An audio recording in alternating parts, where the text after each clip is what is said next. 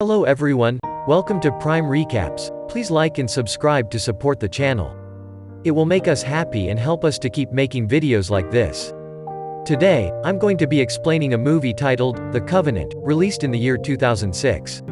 At the beginning of the movie, we see four best friends, named Caleb, Pogue, Reed and Tyler, who are standing on the edge of a cliff overlooking a beach party. They decide to leap off the cliff using their powers. As their eyes flash like burning embers and the pupil turn black, they land unnoticed at the party. They're students of the Spencer Academy, and are known as the Sons of Ipswich. They were four of the original 5 families to colonize the Ipswich. The fifth is said to have been killed during the Salem witch hunt, and they're bound by their sacred ancestry and possess special powers. Surrounding the burn fire, 2 friends called Kate and Sarah starts conversing about the other students at the party. As the 4 boys approach, Kate describes them as the Sons of Ipswich, and portray Chase as a new student, who she will love to know more about. She introduces Sarah as her new roommate, but it already seems like Caleb and Reed has eyes on her. Few minutes later, someone announces that the cops are on their way to burst up the party, so everyone hurriedly leaves. Whilst the students pass through the woods, Chase asks Sarah for a lift, and then introduces himself to Caleb. The 4 warlocks get into their car, while Kate and Chase gets into Sarah's own, but her car refuses to start. Reed offers to help in order to impress her, and out of the view of the girls, he uses his power and the car immediately starts. Sarah drives off with Kate and Chase, whilst the boys drive off at breakneck speed. A police car starts pursuing the boys. Instead of pulling over, Reed decides to defy the police and lead them on a wild chase through a wooded area, and they all decide to have fun whilst using their power. The police see that the boys are heading towards a fog-shrouded cliff and try to warn them, but they drive off it using their power. The car vanishes and supernaturally fly back behind the panicked cops. Whilst they are still dumbfounded and confused about what just happened, the boys drive off. Chase walks Kate and Sarah back to their dorm, and they invite him for a tour. That same night, as Caleb walks into his house, he notices that his mother is still awake. When he approaches her, she tells that she's thinking about him turning 18 this week, and she doesn't want to lose him just as she lost his father. But Caleb makes her understand that nothing will happen to him. She mentioned that the power he and his friends developed when they were 13 are nothing compared with what he'll get when he ascends on his 18th birthday, that he is 1,000 times stronger. She adds that the powers are very seductive and he won't be able to control it, and soon he will start aging every time he uses the power, until there is nothing left. Back at the dorm, Sarah asks Kate why she called the boys the Sons of Ipswich. She explains that they're the descendants from the 5 families who settled the Ipswich colony in the 1600s. Sarah asks about the 5th family, and she tells that they were killed during the Salem witch hunt.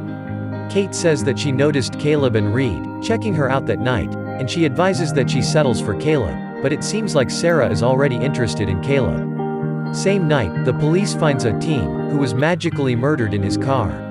After the incident, dark magical things begin to happen that no one can explain. Meanwhile, Sarah is having a bath in the dormitory bathroom, but she's joined by a misty entity, which flows up behind her and touches a cross-like tattoo on her back.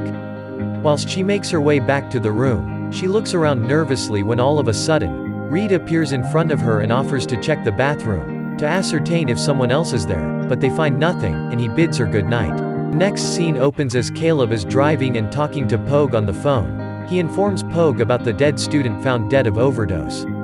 As he speeds down the highway, he glances at the passenger's seat, and gets frightened as he sees a darkling in form of the dead student. In a few seconds, he looks back to the road and realizes too late that he has drifted into the other lane, and his car clashes head-on into an upcoming truck.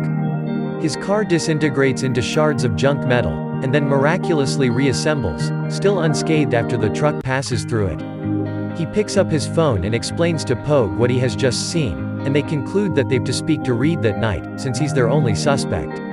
Later that day, Caleb goes to the pharmacy to pick up some medications. He runs into Kate, Sarah and Chase. He says that he is running some errands for his mom, and then invites Sarah to come with him, which she concurs with a smile. As they're driving down, Caleb says that the area was where the original Ipswich colony was established. He pulls over as soon as they get to a creepy-looking worn house. Caleb tells her that he wants to see their caretaker, Gorman. As Sarah waits in the car, a little spooked by the creepy atmosphere, Caleb promises to be back in no time. He walks into the house and sets the medication on the table, and confirm if Gorman needs anything else, but he says no. As he heads back to the car, we see someone else in the room, sitting on the chair, with a much withered hand. Later that night, they all head down to Nikki's bar to have fun, until the boys decide to play foosball, leaving the girls watching them have fun. Sarah asks Kate to give her a quarter, then she goes over to the jukebox where she turns on Joan Jett's "I Love Rock and Roll." She starts dancing and waltzes over to the foosball table, as she pulls Caleb out to the dance floor, and starts dancing seductively. Meanwhile, Aaron, a pompous student, starts to fight with Reed and Tyler on the other side of the bar.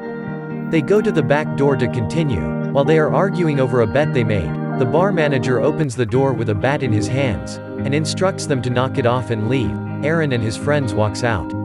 Caleb confronts Reed about using his powers in front of people and abusing it, saying that it's addictive and if he uses it in the open, he might risk exposing all of them, like he did the previous night.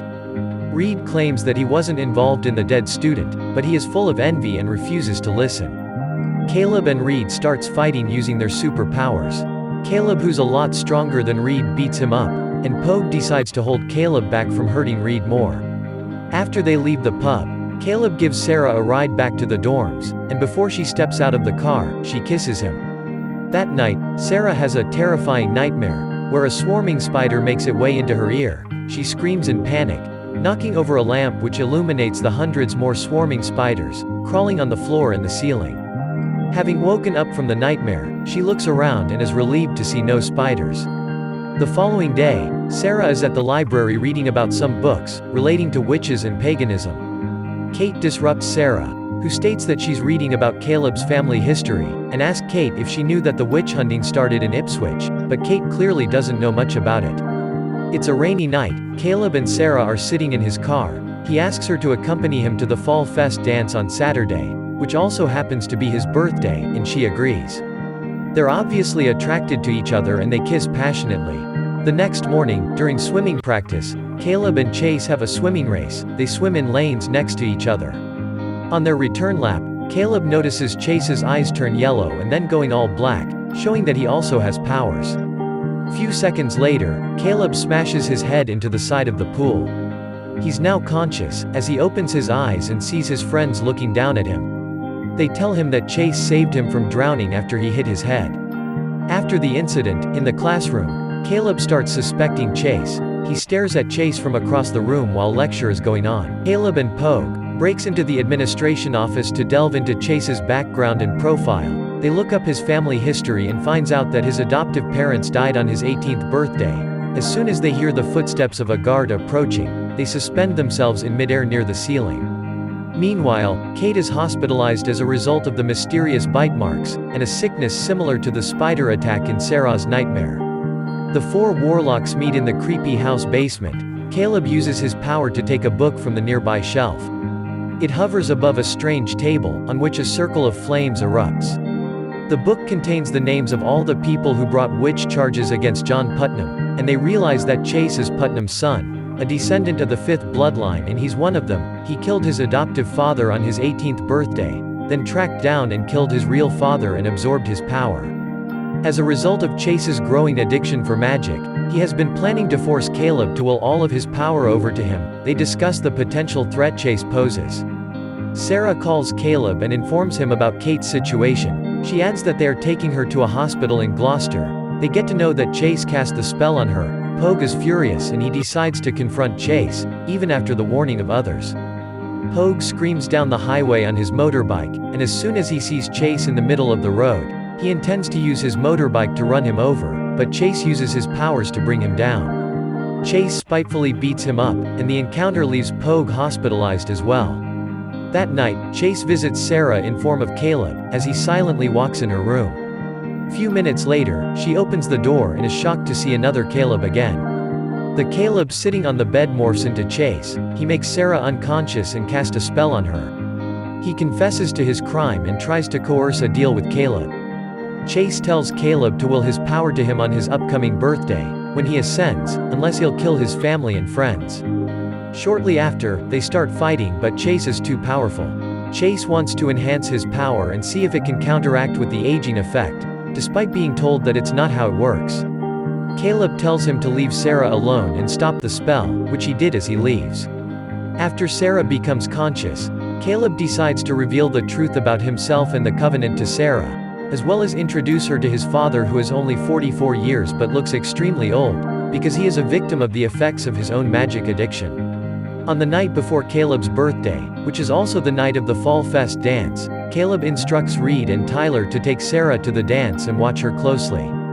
He has already explained everything to his mom, and she suggests that he should involve his father, but he refuses. Sarah walks down the stairs, all dressed and looking ravishing. As they leave the house, Chase is observing them from the top of a building as they walk across the lawn. Few minutes later, Caleb is driving down to the old van and calls Reed. As they're talking on the phone, Chase swiftly kidnaps Sarah. Out of the woods, Chase jumped on top of Caleb's car and attacked him. He gets out of the car and runs through the rain, into the old van. Chase informs Caleb that he feels he will not hold his side of the bargain, so he will use Sarah, who he has placed under a spell, as a leverage to force Caleb will his power to him, but Caleb is defiant and the two fight.